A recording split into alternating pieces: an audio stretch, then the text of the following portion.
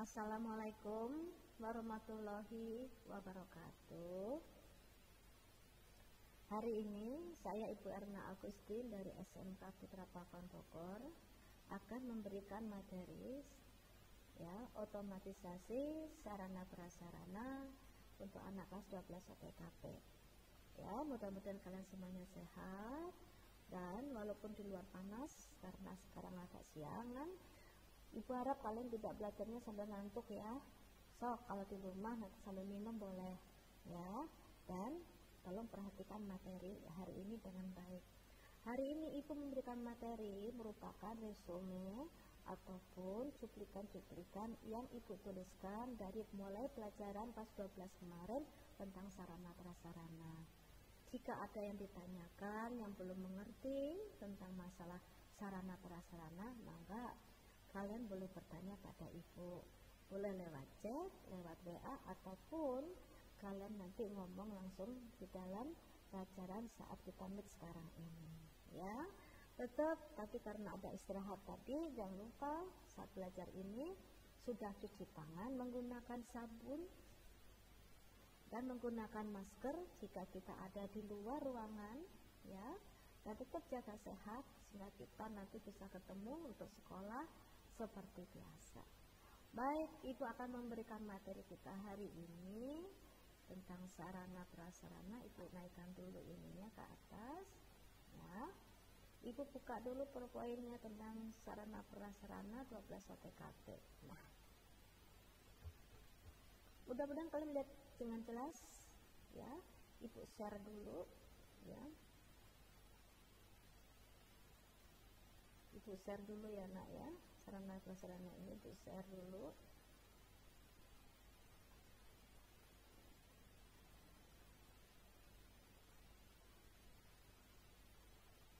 Nah, oke.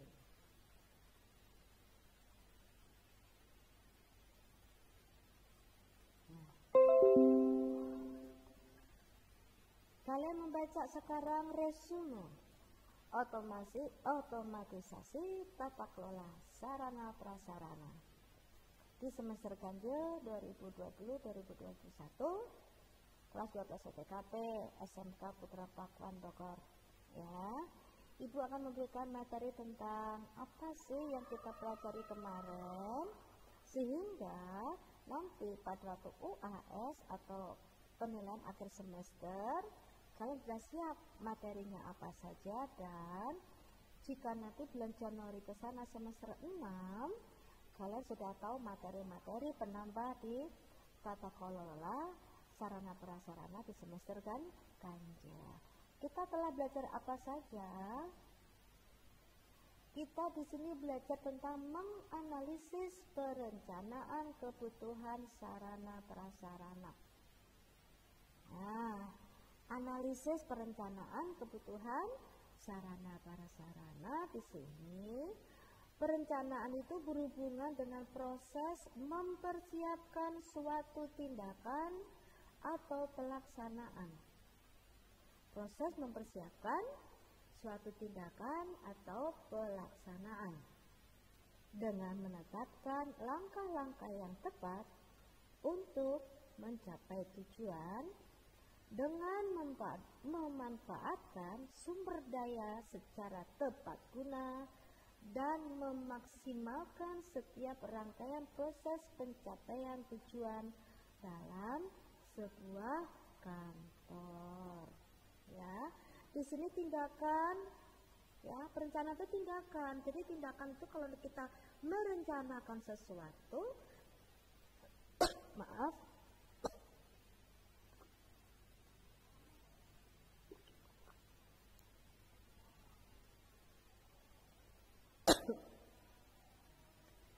ya, saat kita membuat perencanaan, kita di sini mempersiapkan suatu tindakan atau pelaksanaan. Jadi kalau namanya perencanaan itu tidak ada yang diam. Karena kamu lagi ngapain? Aku lagi merencanakan sesuatu, apa ya? Gak ada tuh orang lamun. Itu orang yang apa ya? Salah ngomong. Aku ingin merencanakan sesuatu, ambil buku, ambil catatan, ambil pulpen, tulis apa yang kamu, kan bahasa baru rencana Bu, karena baru rencana itulah ditulis.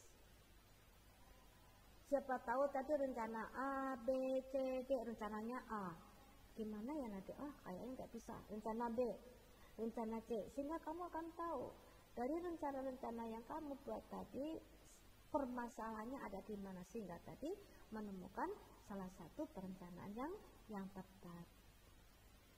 Dengan cara apa? Menetapkan langkah-langkah yang tepat untuk mencapai tujuan.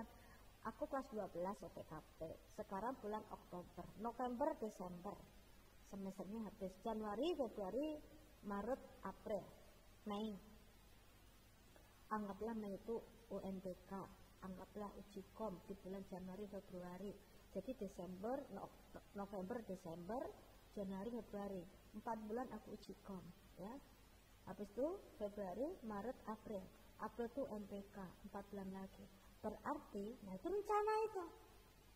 Aku sekarang sudah menurunkan semua buku kelas 10 yang tadi di gudang, tadi di koper, dibersihkan, ditata lagi di rak. Kelas 10, 11, 12. Ada waktu sekarang gak buka Twitter, gak buka IG, gak buka yang aneh-aneh. Bukalah buku kelas 10. Korespondensi itu apa?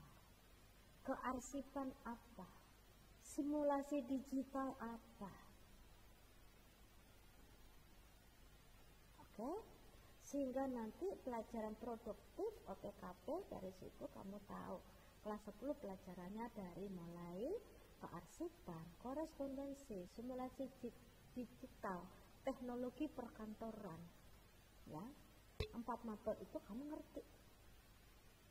Belajar tentang Word, tentang Excel, tentang PowerPoint, tentang publisher, tentang surat, bagian surat masuk, sistem buku agenda, surat masuk, surat keluar, sistem kartu kendali, keluar masuk, buku ekspedisi. Habis itu telepon, buku telepon, ini banyak itu, kata siapa sedikit. Oleh karena itu yang kamu lakukan tadi apa? Belajar. Nggak ada ditanyakan IG kamu, pengikutnya berapa, kamu punya IG atau tidak, kamu punya Facebook atau tidak, bagaimana tata cara mencari teman lewat Facebook. Perasaan itu nggak keluar dari pelajaran itu. Ya, Ibu tahu kalau semuanya punya Facebook, punya email, punya Twitter, punya Instagram, punya Telegram, punya ada pokoknya macam-macam sosmed, ada TikTok. Punya itu, kata siapa nggak punya. TikTok model yang aneh-aneh pun juga punya. Ya. Tapi yang Ibu tanya, kamu punya nggak ringkasan pelajaran kelas 10? Punya nggak? Punya nggak ringkasan pelajaran kelas 10? Buku kelas 10 masih ada nggak? Kok korespondensi? Kalau ada nanti pas pelajaran Ibu begitu minta dibawa. Besok prakteknya tentang korespondensi, tentang kearsipan, tolong bawa buku kelas 10 korespondensi kearsipan. Ibu pengen tahu catatanmu ada enggak? Jangan dikilo dulu mama ya. Kalau seandainya ada mama masih belum lulus. Jadi nggak ada alasan nggak tahu Bu bukunya sama mama disimpan di mana. Yang sekolah siapa? Kok mama yang disalahin? Makanya Ibu bilang kemarin, Ibu tidak minta meja belajar yang bagus, tapi Ibu minta meja di mana kamu bisa duduk dan belajar. Kan gak ada ruangan Ibu untuk nyimpen buku, di atasnya dikasih kayu nak, kayak rak gitu. Kayu 1, 2, 3. Kayunya dibungkus pakai misalnya plastik, pakai sampul buku. Ya. Kirinya dikasih kayu sehingga apa nggak jatuh, jejer-jejer itu. Kelas 10, di atas 11, di atas 12. Untuk cantolan ini untuk dasi, untuk topi. Sebelahnya lagi sana untuk tas. Jadi walaupun rumah kita kecil, rapi, maka untuk mencapai tujuan pengen lulus itu memang sudah ada dirapikan. Kelas 10, 11, 12. Manfaatkan sumber daya secara tepat guna. Duit, tenaga, otak, materi, semuanya itu disiapkan. Mamanya sudah kaya, duit gampang. Kamu minta apa aja nak, mau ada wifi dipasang udah. Buku bu, itu lemari itu isinya buku tulis yang kosong itu 2 pak, pulpen 2 pak, penghapus segala macam, buku macam apa, kertas macam apa sudah ada di lemari. SPP lunas. Yang kurang apa? Anaknya bu. Anaknya nggak mau belajar. Ada koma belajar tadi udah masuk MIT. Tapi kalau nggak sampai selesai udah masuk lagi biasa lah nerangin biarin. Terus apa? Gurunya ngomong sendiri, kamu tangan HP yang satu lagi megang apa? HP untuk apa? Untuk WA-an. Twitter ada depan, HP-nya kamu Meet ada di depan kamu, kamera tadi ibu ngomong udah kelihatan. Tapi di tangan kamu sekarang apa? Pulpen? Bukan. HP yang satu lagi untuk apa? WA-an. Ada nggak yang sekarang tangannya pegang HP WA-an sama temennya? Kalau nggak main game, kalau nggak buka IG. Jadi ibu ngomong sendiri, biarlah ngomong, tapi udah dikasih ini poinnya tuh. Itu makanya waktu ulangan ibu keluarkan yang tidak tertulis di PowerPoint kamu tidak bisa mengerjakan. Tuh baru merencanakan ini. Kalau dalam hubungan dengan manajemen, perencanaan apa? Planning ada organizing, activating dan controlling. Itu baru namanya manajemen. Mempersiapkan tindakan atau pelaksanaan, ya, ditetapkan dulu tujuannya, mau kemana, manfaatkan sumber daya manusia, keuangan segala macamnya, ya, untuk apa? Proses pencapaian tujuan. Jadi jelas ya, kamu tujuannya apa? Lulus bun di SMK, nanti lebaran SMK lebaran SMK. Lebaran tahun depan 2021 lebaran itu ibu tahu nggak? Ibu nggak ngerti bulan apa, April lah, anggaplah April ke Mei. Itu saya sudah lulus, sudah UNBK, tinggal uji kom, tinggal US ujian sekolah, tinggal praktek segala macam itu nak. Jadi perencanaan itu banyak panjang, harus ikhlas. Sama seperti sebentar lagi nanti kita sholat zuhur pakai game, ya. Hadana sholat bentar bu, contoh. Hadana tadi main game tanggung banget. Kalau kita main game nggak terasa, kita nunduk dipanggil pun masih ngeriut lagi. Siapa yang manggil ya? Fokus dulu matanya ngeriut. Oh, mama yang manggil karena apa? Matanya itu telah terlalu lama megang HP, baca HP lama di mata. Jelas, jadi perencanaan itu perlu perjuangan, ya, dalam mempersiapkan tindakan pelaksanaan untuk mencapai tujuan dan memanfaatkan apa? Sumber dana, sumber daya, sumber material, manajemen berapa M, ya, dari mulai orangnya, duitnya, marketnya, pasarnya, alat-alatnya, mesinnya. Untuk apa tadi tujuan itu apa? Lulus. Ya Allah, sedih banget kata Feni dan teman-temannya ini. Feni, Risma, Hadana, Dewi, semuanya, Nisa, Yuni, Lulu. Ditanya, gimana lu belajarnya di Jawa? Kata orang tua di Kalimantan, pandemi ya. Ya, sama nak, di Kalimantan juga pandemi juga nggak ada tatap muka. Nah itu ya, jadi langkah-langkahnya itu mau lulus, yuk direncanakan mulai dari sekarang. Setelah itu ada analisis kebutuhan untuk mendapatkan perincian yang lengkap mengenai kebutuhan sarana prasarana, baik barang bergerak, tidak bergerak, mesin, tanah, rumah, segala macam itu aset. Putra Pakuan mau membuka kelas jauh, misalnya di daerah Jonggol. Jonggol katanya nanti jadi ibu kota Kabupaten Bogor, bukan Cibinong lagi, atau mungkin di Bogor Barat sana pengennya Jonggol, biar nggak kesini jauh. Makanya Putra Pakuan mau punya sekolah di sana.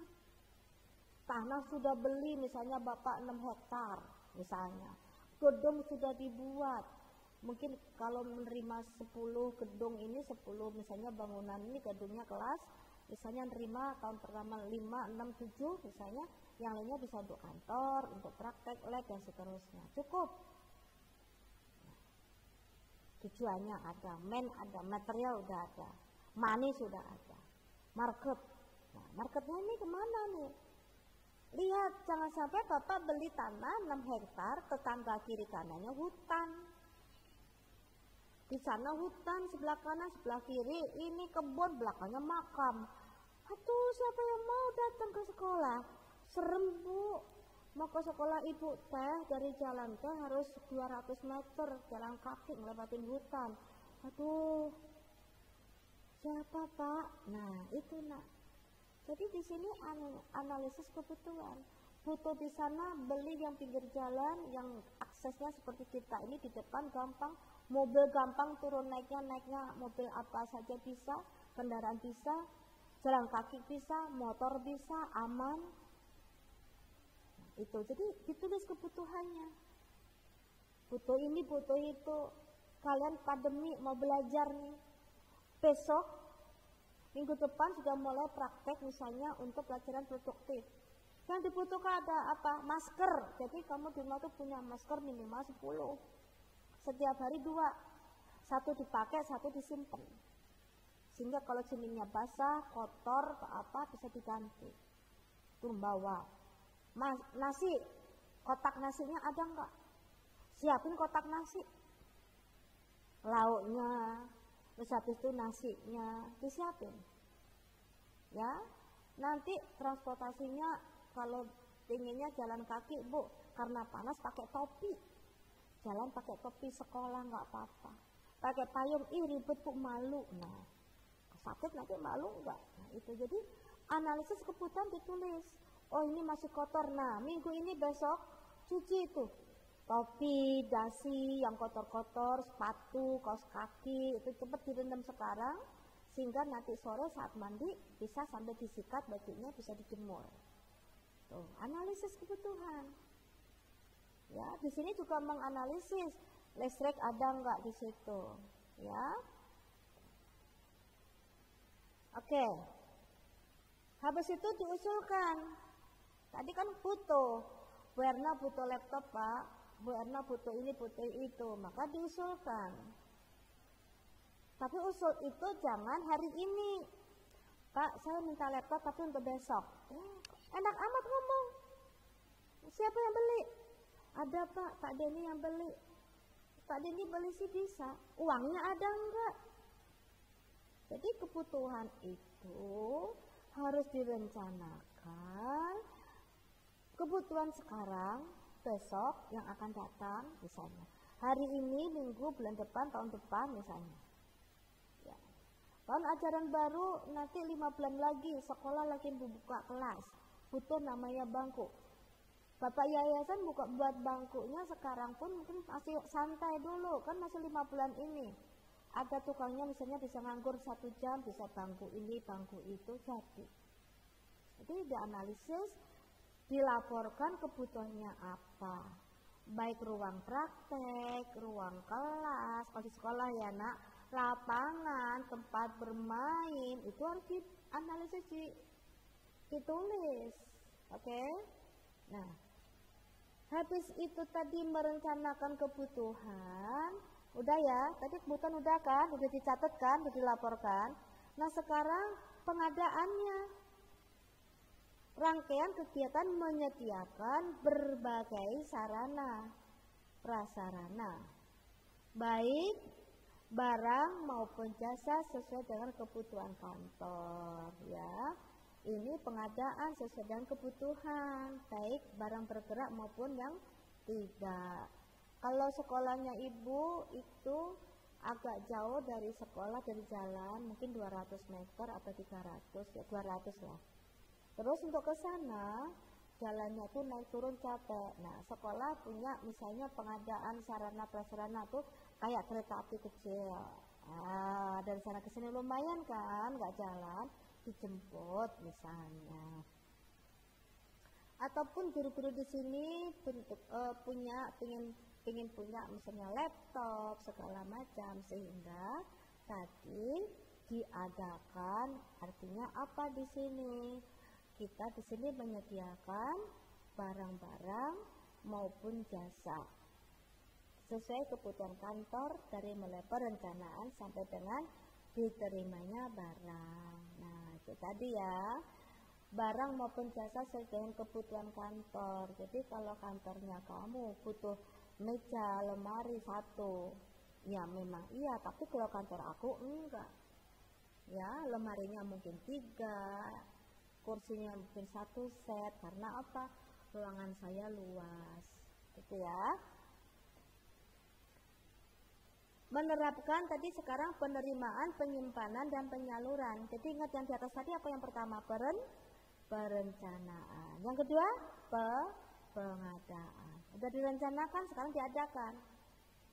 Mau diberikan, diterima, setelah itu disimpan dan disalurkan. Jadi ini sudah mulai perencanaan, pengadaan, dan sekarang apa? Penerimaan. Menerima barang, jasa atau fisik dari perusahaan, pabrik atau kantor sesuai dokumen pemesanan dan pengiriman. Tuh.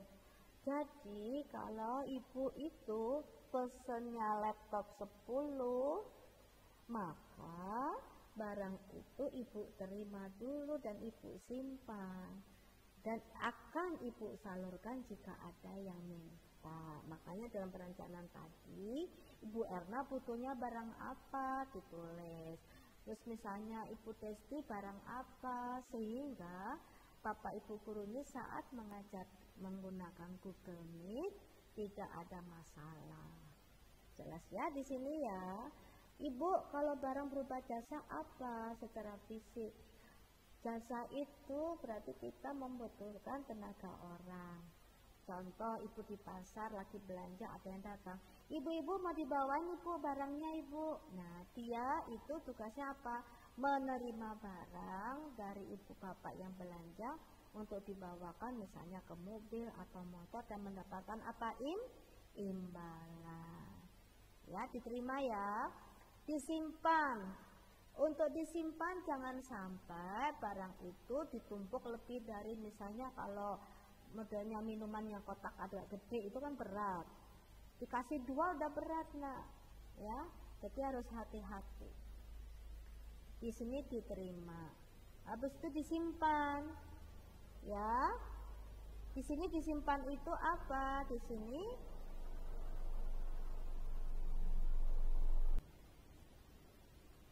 helikopternya lewat lagi ya. Jadi disimpan di sini, melakukan pengurusan, penyelenggaraan dan pengaturan barang-barang di dalam ruangan penyimpanan. Bisa Vivo atau Vevo. Ibu nerangin ya, Vivo teh yang duluan atau yang belakangan, Vevo yang duluan atau yang belakangan. Tetapi pelajaran tentang akuntansi keuangan kalian sudah belajar itu. Ya, di sini tadi diapakan? Direncanakan. Setelah itu diapakan? Dianalisis tentang kebutuhan. Habis itu tentang pengadaan. Habis itu apa? Penerimaan. Habis itu penyimpanan. Nah, ini penyimpanan ini. Aduh, barang ini disimpan, gudangnya begini. Kapan dia disusutkan sok? Kapan barang itu disusutkan? Nah, kamu bisa cari nanti. Diterima, udah. Disimpan, udah. Nah, sekarang disalurkan buat yang tadi membutuhkan barang langsung di sini, pemindahan dari satu unit kerja ke tempat kerja lain. Untuk apa? Memperlancar dan mempermudah pekerjaan sesuai dengan keperluannya. Jadi ibu itu kalau misalnya jualan ikan basah, maka yang dibutuhkan misalnya ibu minta jaring, minta akuarium yang besar. Nah, jika kita dibelikan maka langsung disalurkan.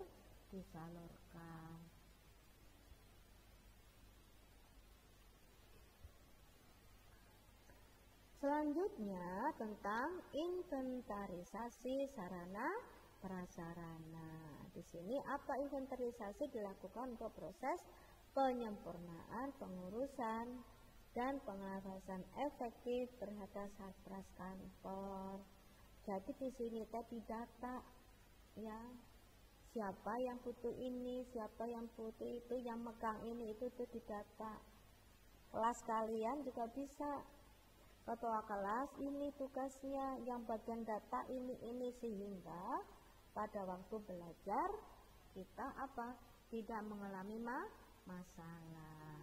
Ibu mohon maaf, Ibu break dulu sebentar ya nak, 5 menit ya, izin sebentar, makasih, bentar, jangan ditutup.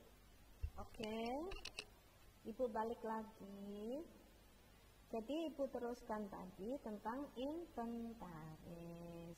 Inventaris itu dilakukan untuk proses penyempurnaan pengurusan dan pengawasan yang efektif terhadap sarana prasarana. Jadi di sini untuk penyempurnaan pengurusan itu harus didata. Jadi kalau kamu nanti perjalanan dinas itu pergi kemana-mana harus didata. Didata apa? Ibu beli apa tadi? Beli A, B, C. Buktinya mana?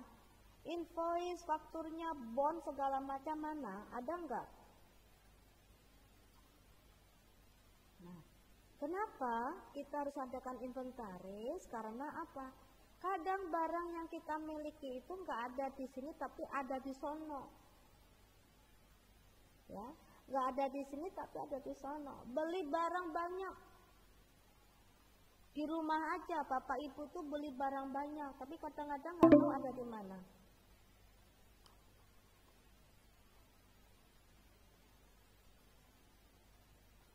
Ya, oke, Ibu akan teruskan. Nah, jika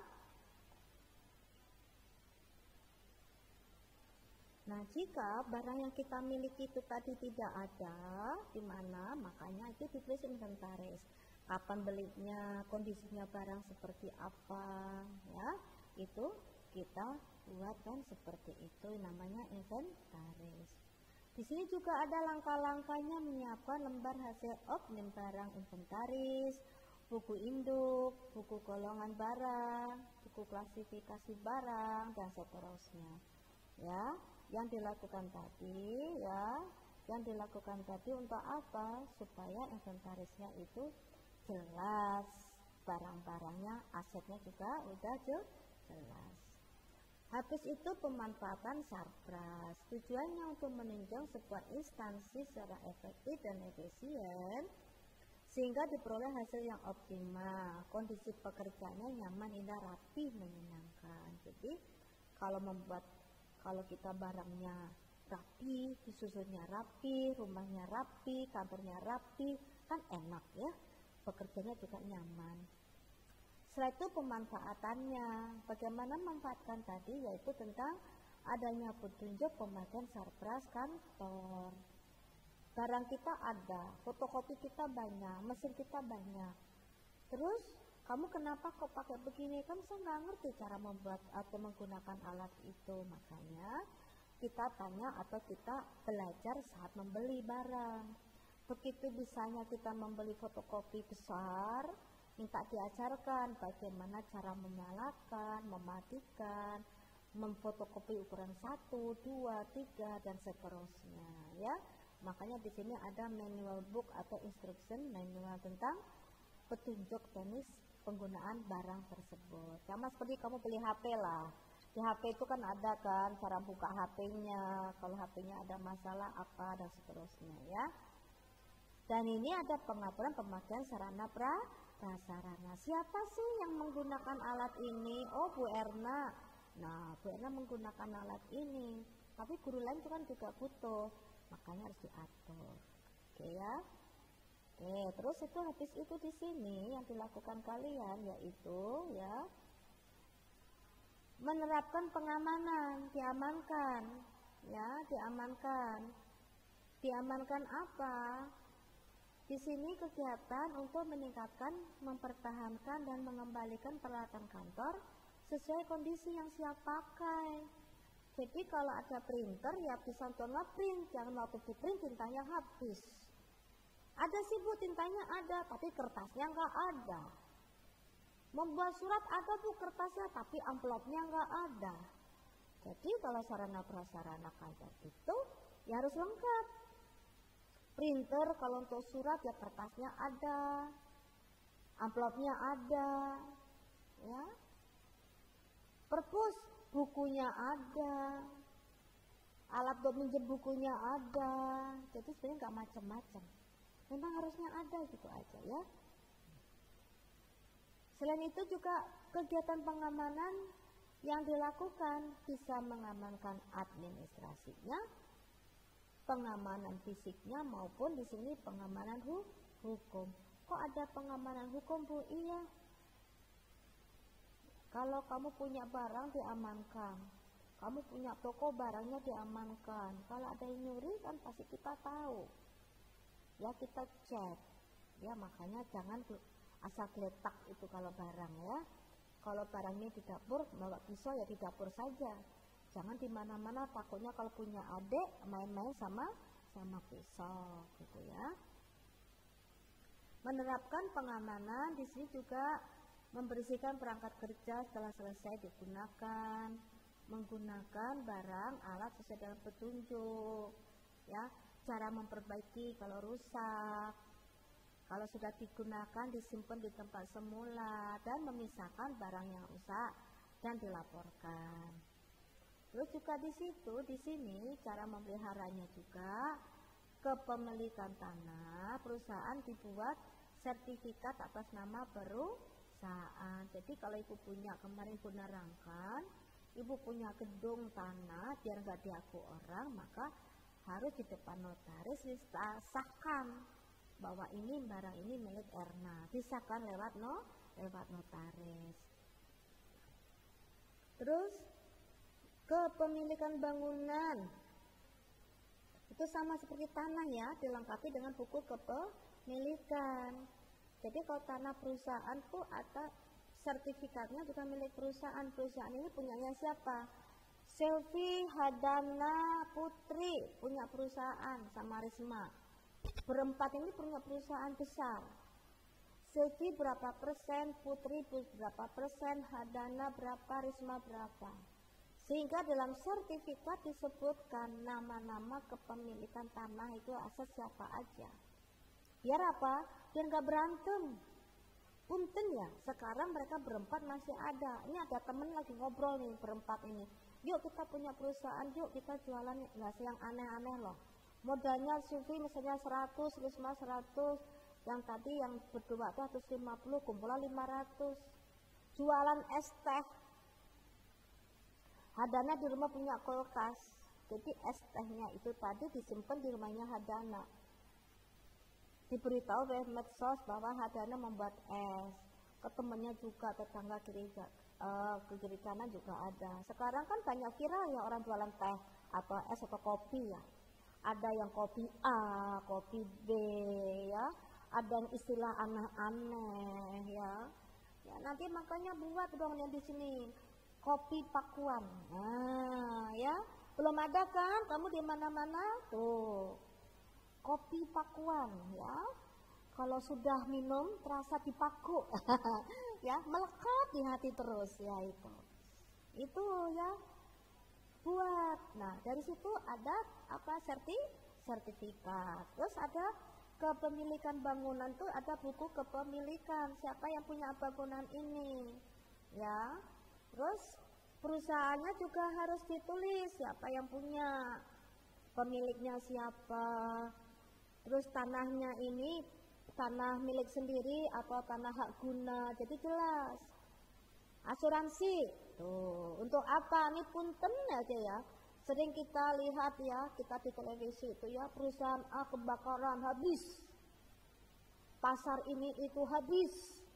Nah makanya barang-barang yang dimiliki oleh perusahaan itu amit-amit jangan sampai habis atau karena tadi kebakaran, maka harus diasuransikan.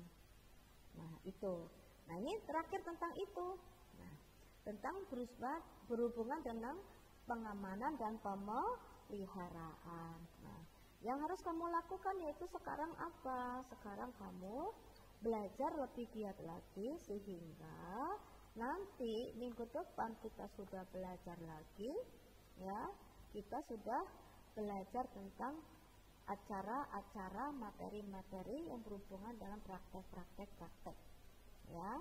Jadi jangan lupa, kita sekarang untuk anak kelas 12 tidak ada yang aneh-aneh, ya. Belajar yang benar, ya. Belajar yang benar, menerapkan semua mata pelajaran kelas 10, 11, kelas 12, ya. Nah, semoga apa yang Ibu terangkan tadi, ya, semoga apa yang Ibu terangkan tadi tentang masalah otomatisasi tata kelola sarana prasarana untuk anak kelas 12 OTKP bisa kalian terima dengan baik, ya.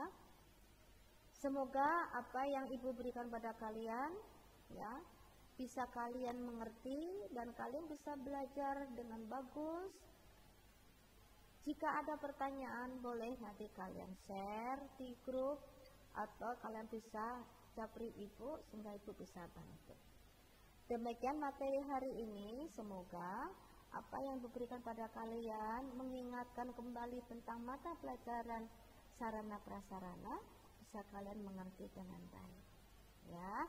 Terima kasih atas waktunya anak-anak. Ibu minta maaf jika saat Google Meet ini ada beberapa gangguan, tapi semoga kamu mengerti apa yang telah Ibu terangkan. Terima kasih atas waktunya. Kita akan ketemu lagi di mata pelajaran Sarpras besok-besok waktunya sesuai dengan mata pelajaran kita. Terima kasih. Assalamualaikum warahmatullahi wabarakatuh. Saya Ibu Erna Agustin, SMPK Putra Pakuan Bogor, pamit.